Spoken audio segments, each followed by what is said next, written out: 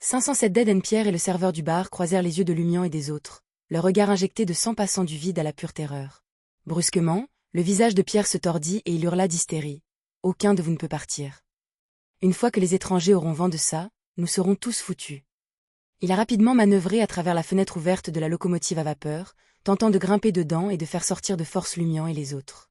En réponse, Lugano se leva et délivra un puissant coup de poing droit. Avec un bruit sourd retentissant, Pierre s'est affalé, inconscient, suspendu maladroitement à la fenêtre. Le serveur du bar, apparemment déséquilibré, a piétiné l'homme tombé, tentant de sauter dans la voiture. Lugano a encore frappé, son coup de poing rendant inconscient le serveur du bar aux yeux injectés de sang. Il s'affala sur Pierre, créant un tableau inhabituel. Ils ne se sont pas anormalement transformés en monstres. Lumian avait précédemment spéculé que les deux habitants de la ville avaient succombé soudainement au dérangement. Se tournant vers Lumian, Lugano demanda à voix basse : « Que faisons-nous ? Que faisons-nous » Lumian fit écho à la question du docteur. Les événements qui se déroulaient montraient non seulement une anomalie, mais lui laissaient également un sentiment de conflit intérieur et de déplacement. Le dérangement particulier, faisant perdre la raison aux gens et les transformer en créatures ressemblant à des chiens, associé à l'apparition consécutive de diverses maladies, faisait sans aucun doute allusion aux forces surnaturelles en jeu. Cependant, le mystère s'est approfondi lorsque Pierre et les autres habitants de la ville, manifestement soucieux de garder le secret de dérangement, ont librement divulgué l'information à Lumian. Cette apparente contradiction pourrait être attribuée au stress mental écrasant de Pierre, poussé au bord du gouffre. La mention par Lumian d'une maladie future a servi de point de bascule, incitant Pierre à garder instinctivement le secret pour qu'il ne soit pas divulgué lorsqu'on lui le rappelait. Pourtant, la question persistante persistait. Pourquoi ne pas s'échapper ? Face à un dérangement contagieux et imparable, ne serait-il pas prudent pour les humains ordinaires de fuir d'Ardelles et de revenir une fois la peste calmée ? Même s'il craignait d'attirer l'attention des autorités en fuyant, une fuite temporaire dans les montagnes voisines après s'être adressée aux personnes potentiellement touchées pourrait apporter une solution. À moins qu'une force empêche les citoyens de Dardel de s'échapper. Lumian l'a déduit de divers détails. Les habitants de la ville étaient au courant de cas de dérangement similaires ailleurs, entraînant la destruction de villages entiers par les autorités. Normalement, de tels incidents seraient signalés comme un désastre tragique où tout le monde serait enterré. Après l'infection initiale, des personnalités clés comme le clergé de la cathédrale, la police et les responsables du ministère de la Santé ont succombé à la folie, rompant dès le départ les liens de Dardel avec les autorités régionales. Pourquoi ce cerveau permettrait-il à Pierre et à d'autres de divulguer la situation au docteur sur la locomotive à vapeur ?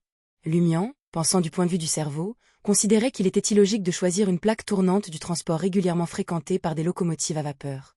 Même sans l'enquête de Lumian, ceux qui choisissaient d'entrer à Dardel pour dormir sous une couverture chaude et goûter de belles grenouilles finiraient par remarquer l'anomalie, éveillant les soupçons. On ne pouvait pas tous les obliger à rester derrière, n'est-ce pas ? Cela donnerait lieu à une enquête. Il y a beaucoup de contradictions, d'incohérences et d'aspects inexplicables. Il est intelligent mais stupide, prudent mais insouciant. Lumian, contemplant les subtilités, se tourna vers Lugano et dit : « Que pouvons-nous faire d'autre ? Bien entendu, nous devons trouver un moyen d'en informer les autorités. Ne me dites pas que vous voulez enquêter sur la source du dérangement et sauver les habitants d'ici, n'est-ce pas ? Je ne m'attendais pas à ce que tu sois si noble. » Lugano sourit maladroitement. Cette dernière possibilité ne lui avait jamais effleuré l'esprit. Comment devons-nous informer les autorités ? A-t-il demandé sincèrement, admettant son manque d'expérience en la matière. La solution la plus simple est d'appeler la police du train ici et de leur dire ce que Pierre a dit. Demandez-leur d'utiliser la radio du train pour contacter les services compétents de la région de Faust ou de la province côtière supérieure, suggéra Lumian avec désinvolture. Cependant, Lugano hésita, exprimant son inquiétude. Mais en tant que témoin, nous serons invités à participer à l'enquête. Nos identités sont fausses, et même si nous utilisons votre objet mystique pour changer notre apparence, il est facile d'exposer que nous sommes des biondés sous l'influence de certaines capacités mystiques. Lumian réfléchit un instant et proposa une alternative avec un sourire. Ensuite, trouvez une pièce vide sur le quai, empilez des dizaines de paquets d'explosifs et faites-les exploser. L'explosion fera voler le toit, détruisant la maison. De cette façon, le conducteur et la police du train le signaleront rapidement et les fonctionnaires du quartier de Faust en prendront note. Lorsqu'ils enquêteront plus en profondeur, ils découvriront le problème caché à Dardel. Que pensez-vous de cela ? Nous n'aurons pas besoin de montrer personnellement nos visages. Dans ce plan, n'est-ce pas ? Lugano a examiné la proposition mais a soulevé une autre préoccupation.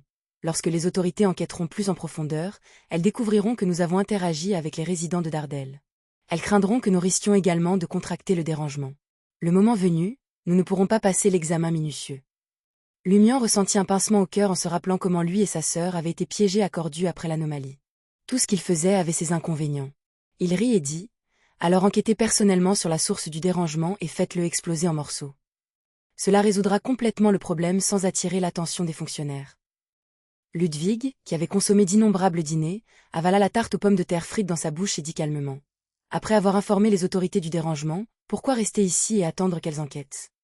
Ne pouvons-nous pas simplement partir, changer d'identité et prendre une autre locomotive à vapeur vers un autre port? Lumian fut surpris. Pourquoi n'avais-je pas pensé à une idée aussi simple? Tout à l'heure, plus Lugano et moi discutions, plus nous nous enfoncions dans une impasse. Nous étions entièrement concentrés sur la recherche d'une raison et d'une excuse pour entrer dans Dardel pour enquêter sur la source du dérangement. Une prise de conscience frappa Lumian, et son cœur manqua un battement. Nonchalamment, il regarda Lugano, évaluant la chance du docteur. La chance de l'autre partie dans le futur serait également entachée d'un verre épouvantable.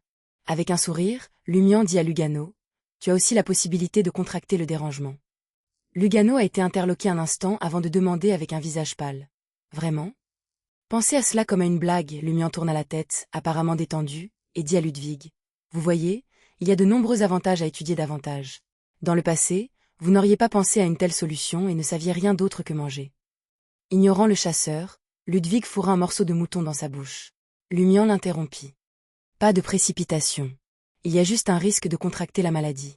Il vous suffit de quitter cet endroit avant d'être vraiment infecté. Pendant qu'il parlait, il s'est levé et est sorti de la salle privée. Où vas-tu? Lugano a lâché. Lumian glissa ses mains dans ses poches et répondit avec un sourire. Informer les autorités du dérangement.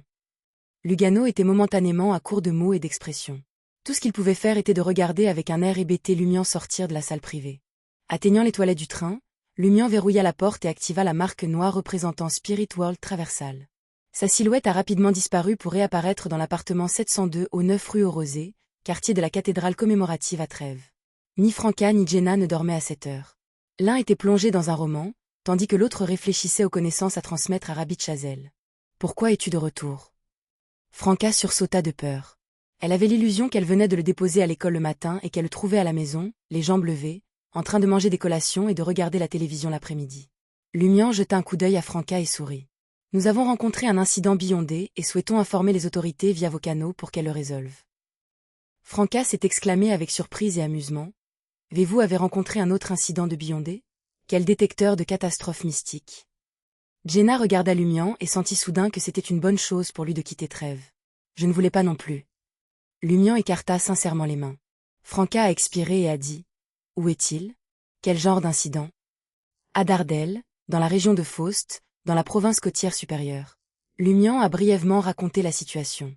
Franca et Jenna étaient toutes deux surprises et terrifiées par le dérangement contagieux. Simultanément, Franca marmonna intérieurement, je me demande comment 007 va réagir à cette surprise. Il me dit toujours de sortir du quartier du marché. Si je le fais vraiment, il se rendra compte que non seulement les cas de billondé dans les autres districts de Trèves s'accumuleront sur lui, mais que les catastrophes mystiques des autres provinces d'Inti s'abattront également sur lui. Ah, c'est vrai. Qu'est-ce que ça a à voir avec moi? Tout est de la faute de Lumian. Heureusement, cet homme se dirige vers le royaume Phénapoté dans le futur. Quels que soient les incidents billondés qu'il rencontre, ce n'est plus le problème de 007. Il ne peut pas collaborer au-delà des frontières. Après avoir expliqué la situation à Dardel, Lumian ne s'est pas attardé. Il s'est téléporté vers les toilettes du wagon d'affaires de la locomotive à vapeur. Il a ouvert le robinet et s'est lavé les mains sans hésitation. Ensuite, il a quitté les toilettes et est retourné dans la petite salle privée. Il a dit à Lugano, « Les autorités vont bientôt réagir. Préparons-nous à partir. » Lugano se leva d'un bond.